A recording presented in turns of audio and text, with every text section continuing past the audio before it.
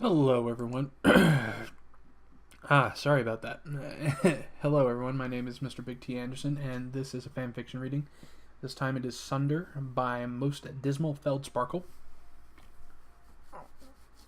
And of course, as soon as I'm recording, I have to get an itch in my mustache. Anyway. Okay, we're good. We're good. We'll just keep going.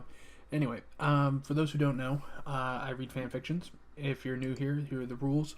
I am not claiming credit for these fan fictions. I'm just schmucky duck reading it. In this case, it's MostDismalFeldsparkle who has read it, who has written it, who has I can't English. This is going to be a painful reading.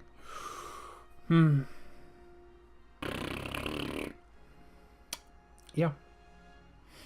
Anyway, Sunder. This is Star Trek Enterprise. Let's jump right in.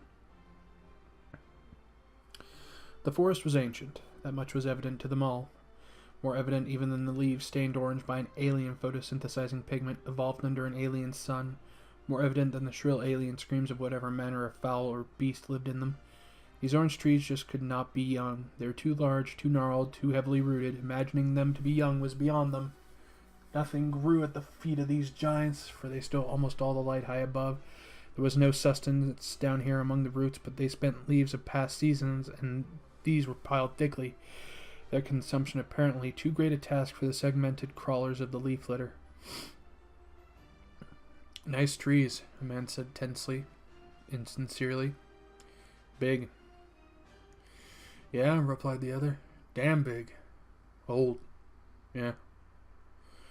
The shorter of the two frowned at the canopy 100 meters above. It was shady to the point of darkness where they stood, chilly, but on the other side of the orange leaves this alien sun blazed.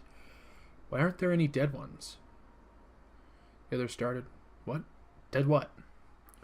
Dead trees. You know, fallen trunks, shouldn't there be? The other sighed impatiently. There probably are elsewhere, just because we can't see one. Haven't seen one, you mean? We've been walking for hours, haven't you? Have you seen a single? I've got no goddamn idea. I've been scanning for trillium deposits, not firewood. What is with you anyway? I thought you were jumpy about lakes and stuff, not forests. But it is odd, don't you think? Persisted the first. Not a single fallen trunk. How can that be? A loud growl of exasperation echoed through the trunks. Oh, I don't know. They probably rot away quickly, eaten by, detritivores. That's it. Bacteria, fungi, nematodes, and that. The smaller man stopped, looked his companion in the eye. I've just remembered something. You took a basic biology course. I did. Yes, I'm sure. The taller one shrugged. If you say so. I'm just trying to stay focused, remembering the name of Pagano. That's what his uniform said. Right, pagans. Bobby Pagano. I remember that, and we're looking for trillium. Trillium. What? Just now you said trillium, but a moment ago you said trillium. The taller one scowled, knuckles whitening on a clenched hand. Right. So which is it? Is it trillium or trillium? He insisted. And whichever is it, how are we bloody well supposed to find it? I'll know it when I see it. Will you, though? What does it look like? Would you just shut up? The shorter one stepped short, glared back, his lips slightly pursed. Well, I would, but answer me this. Those detritivores, the bacteria, fungi, and nematodes, the ones that are eating those tree trunks? Yeah, what about them? Why aren't they eating the leaves? He punctuated the statement by kicking back the leaves at his feet. Those buried deep beneath were no more decomposed than those above them. The taller man stared at the exposed leaves, looking for a moment like he might speak, but then shook his head and continued walking without another word, without looking back to see if his companion was following.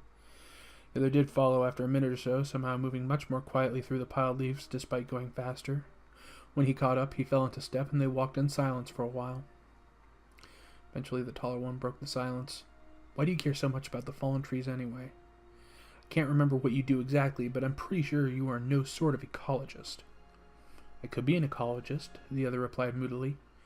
You've no reason to believe that I'm not an ecologist. I have no reason to believe I'm not an ecologist. For all either of us know, I'm a very accomplished ecologist. The taller man just smirked and shook his head. Do you think you're an ecologist? Not particularly. Before, when I said that thing about firewood, I think it was because you're the kind of person who might have been looking for firewood, planning ahead, you know? Shorter of the two shook his head. Not planning ahead, no. Although it's not the worst idea. It might get cold at night. Though equally, I suppose that canopy might trap a lot of heat and it won't get cold. Although presumably in that case we can expect more active local fauna, so we might want the fire to scare them off. Although perhaps the light and heat would end up attracting the local wildlife, in which case what should have to do what I suggested before and go back to the thingamy, the thing. Yeah. The tall one shook his head. Can't go back yet. We need to get the Trillium. Trillium, and why? Because the others are counting on us. What others? The shorter one shouted, drawing to a halt once again. Our Pagano is dead, is buried under these bloody zombie leaves, under these bloody haunted trees, and neither I nor you have any reason to believe there are any others. So unless you've remembered something, we should give up this pointless hunt for Trillium or whatever bloody thing and go back to the pod. That's it, the pod. We should go back to the pod while there is still time. Not without the Trillium.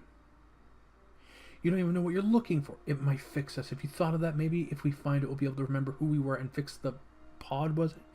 And get back to where? How do you know there is anything else? The tall man shook his head. I don't know, but there's somewhere. Can't quite remember it, but it's silver and gray, and there are people, and there aren't goddamn leaves everywhere, and what? And it sings. Archer paced. How long now? T'Pol considered. The pause was long enough to irritate Archer, but the reply came just before his temper snapped. The EM wavefront continues to disperse as predicted. We should be able to safely pass through it in order to return to the planet in 2 hours, allowing us to arrive in orbit in approximately 155 minutes. If our pod is ready to launch, it may arrive on the surface of their last known location 45 minutes after that. Archer nodded grimly.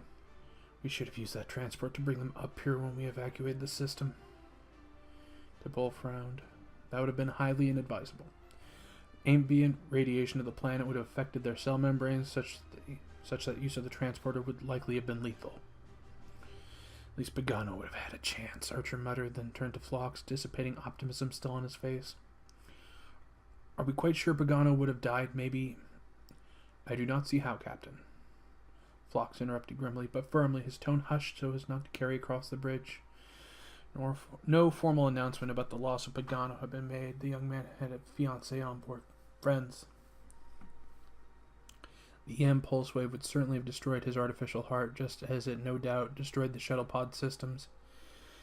Even if the others had attempted cardiopulmonary resuscitation, there was no way they could have maintained effective circulation for over 12 hours.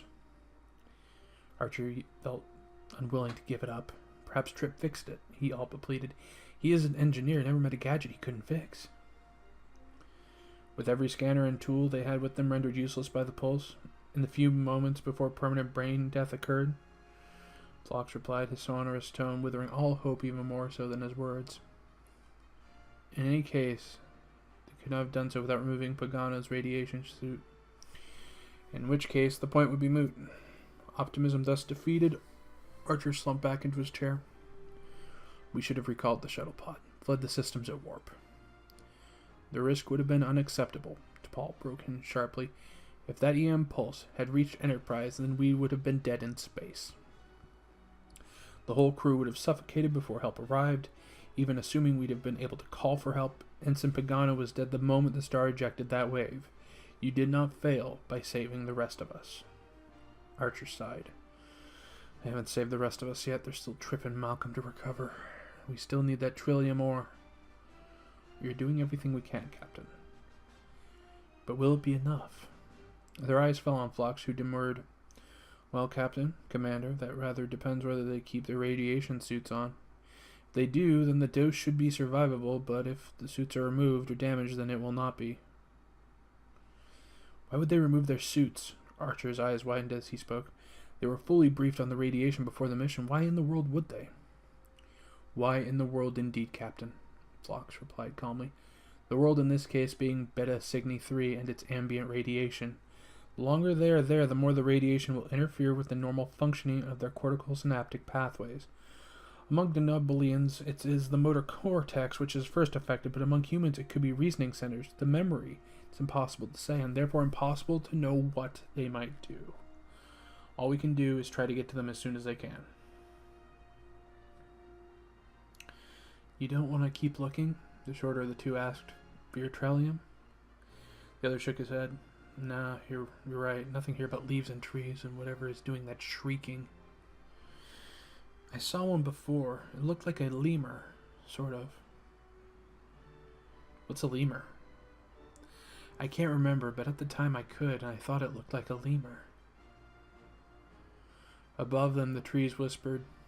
The trees. It's like they're laughing at us. Bourbon. What? Bourbon. What's bourbon? I don't know. I think the trees want it. If I were you, I wouldn't give it to them. And the leaves rustled. Does it bother you not knowing my name?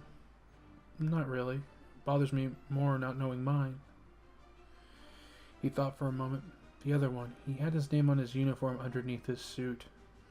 We probably do too. We could take the suits off and look. Then at least we could know what to call each other. Ourselves. The other considered. The idea had merit, but then leaves, loosened by some disturbance above the canopy, drifted slowly down to them, and for no reason at all, he changed his mind. Let's save that until tomorrow, he said. The light is fading anyway. All right. I actually, I know a little bit more about Star Trek than about the other series this month, so hopefully you guys enjoyed my reading. If you like the story, please give the author MostDismalFeldsparkle some love, a review. Click the link below and give them some good words. And I hope you enjoyed this. Thank you for listening, and ta-ta for now.